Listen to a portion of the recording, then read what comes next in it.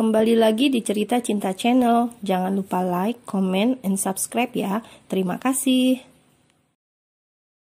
Naga keluar dari kamar mandi. Pria tersebut berjalan ke arah lemari mencari pakaian ganti. Setelah berpakaian rapi, ia berjalan mendekati meja. Matanya menatap kopi yang sudah disiapkan oleh bibi sebelumnya. Tanpa curiga, Naga menyentuh gelas kopi tersebut. Ia menyeruput kopi itu sebagian, kemudian melirik ponselnya yang menyala. Tak jauh dari sana, di luar pintu kamar, ada Sierra yang mengamati gerak-gerik Naga. Naga terlihat serius mendengarkan orang yang sedang bicara dengannya di telepon. Oke, tunggu, aku akan ke sana. Naga mematikan ponselnya, kemudian menghabiskan kopi yang masih tersisa. Naga pun meraih jaket, kemudian berjalan keluar kamar. Seketika itu, Sierra langsung lari. Wanita itu tidak mau ketahuan kalau habis mengintai suaminya sendiri. Mau kemana dia? Sial! Kutuk Sierra di dalam hati. Bisa-bisa rencananya gagal total. Kesal, ia pun hanya bisa mengepalkan tangan. Apalagi ketika mendengar deru mobil Naga. Sudah pasti pria itu pergi meninggalkan rumah. Hati Sierra menjerit marah. Hampir setengah jam Naga mengemudikan mobilnya sendiri untuk menemui Matteo yang mengajaknya keluar cari hiburan. Dalam hati ia enggan, akan tetapi tak enak menolak ajakan teman sekaligus kini jadi investornya. Tanpa Naga sadari, panggilan telepon dari Matteo justru menjadi penyelamat bagi dirinya. Tapi kini belum sampai tempat hiburan ketika mobil berhenti di lampu merah, pria itu sudah merasa gerah luar biasa. Apa AC mobil mati? Batin Naga.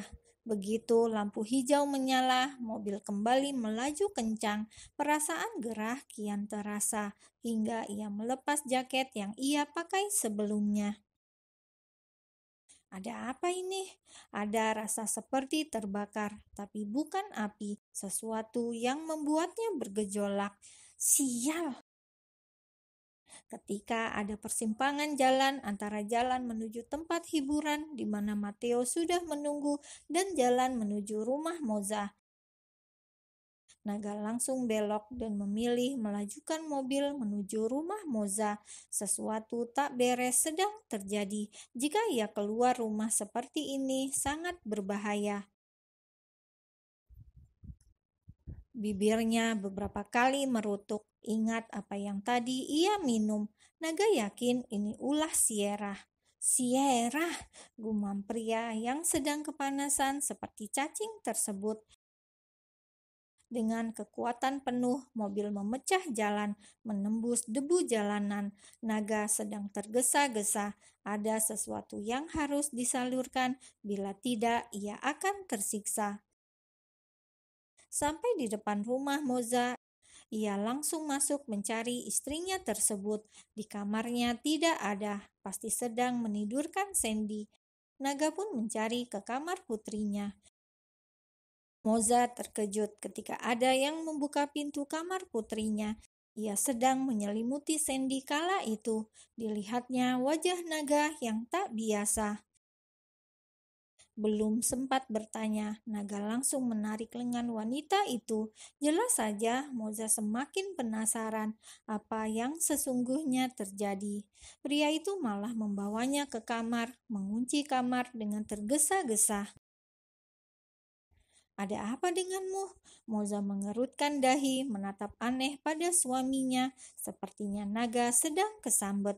Apalagi pria itu terlihat tiba-tiba melepas kancing bajunya. Makin syok Moza. Belum pemanasan, main tancap gas saja.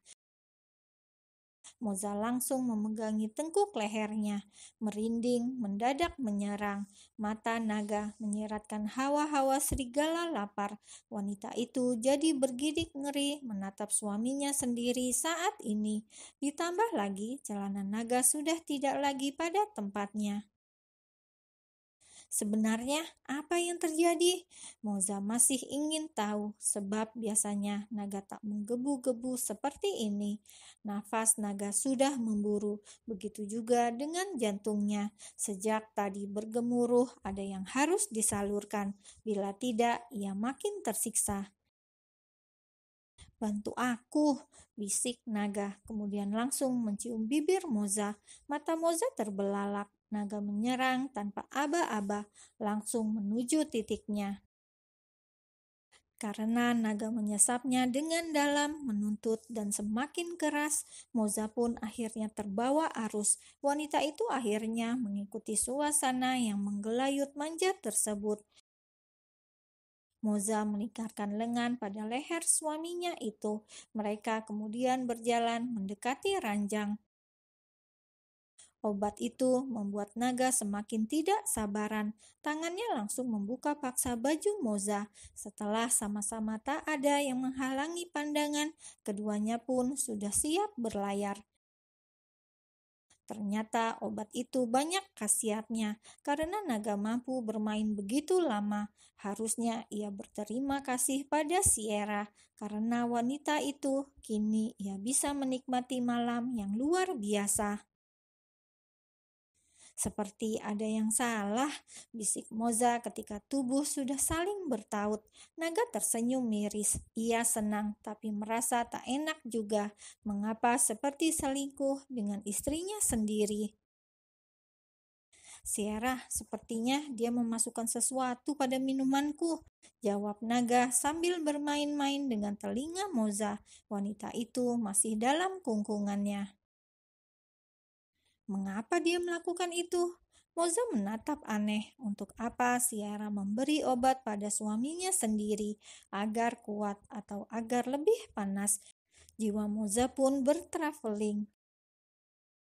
"Agar aku melakukan ini," Moza langsung memekik. Ia memukul lengan suaminya. Sentakan itu membuatnya merasa sakit dan enak secara bersamaan. "Kalian bisa melakukannya tanpa obat seperti ini," ucap Moza yang sudah bisa menikmati irama permainan naga.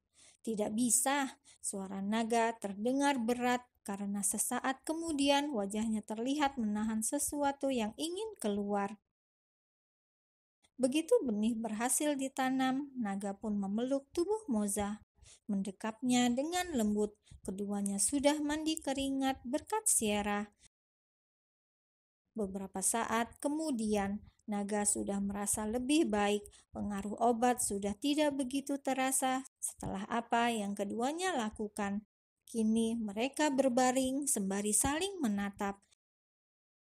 Moza yang masih penasaran alasan Sierra memberi suaminya obat, ia pun kembali bertanya, "Mengapa ia memberimu obat?" "Ah, itu karena..." Naga berhenti sejenak. Ia menatap wajah penasaran Moza. "Katakan," desak Moza. "Karena aku tak bisa menyentuhnya." Moza menatap penuh selidik, sama sekali tidak percaya. "Bohong." "Aku serius, Moza. Kami menikah karena alasan bisnis keluarga." "Ini seperti omong kosong. Bertahun-tahun tinggal bersama, tidak mungkin tidak tergoda." Moza mencibir suaminya sendiri. "Karenamu." "Aku." Moza memutar bola matanya. Tangannya menyentuh dada seolah tidak percaya. "Jangan katakan aku yang pertama," tambah Moza sembari menarik tubuhnya. Kini ia sudah duduk sempurna sambil menatap tak percaya pada naga. Pria itu mengangguk. Moza hanya mampu menelan ludah. Ia tidak pernah menyangka kesalahan satu malam itu adalah yang pertama bagi naga. Sandy adalah benih pertama yang berhasil ditanam oleh penerus Sanrio tersebut, mungkin meninggalkan kesan yang dalam sehingga Sierra tidak mampu membuat hatinya goyah. Sejak awal mereka berdua, Moza dan Naga sudah memiliki takdir yang mengikat. Meski Moza mencoba menjauh ketika takdir menuliskan bertemu, jarak bukan lagi penghalang. Setelah mengetahui bahwa dialah yang merenggut keperjakaan naga, Moza kini jadi tambah canggung saja. Kesini Moza, jangan jauh-jauh. Naga meraih tubuh Moza, menariknya agar semakin dekat. Karena malam semakin larut, mereka pun memilih untuk tidur, tidak peduli pada panggilan tak terjawab dari Matteo. Keduanya sedang asik mengunjungi surga dunia yang tidak pernah habis. Di tempat yang berbeda, di sebuah klub malam di tengah kota, seorang wanita paruh baya dengan pakaian glamor menatap sebuah lembar foto di tangan. Tidak jauh dari sana, ada juga Matteo yang sedang menggoda wanita malam di sana. Playboy high quality itu sedang menabur gombal dan uang. Sedangkan wanita dengan pakaian glamor, ia bicara serius dengan beberapa orang berperawakan besar dan sangar. Madam meminta anak buahnya mencari wanita yang terdapat di foto. Tangkap wanita tak tahu diri ini, hidup atau mati, titah Madam Anthony dengan seringai iblis.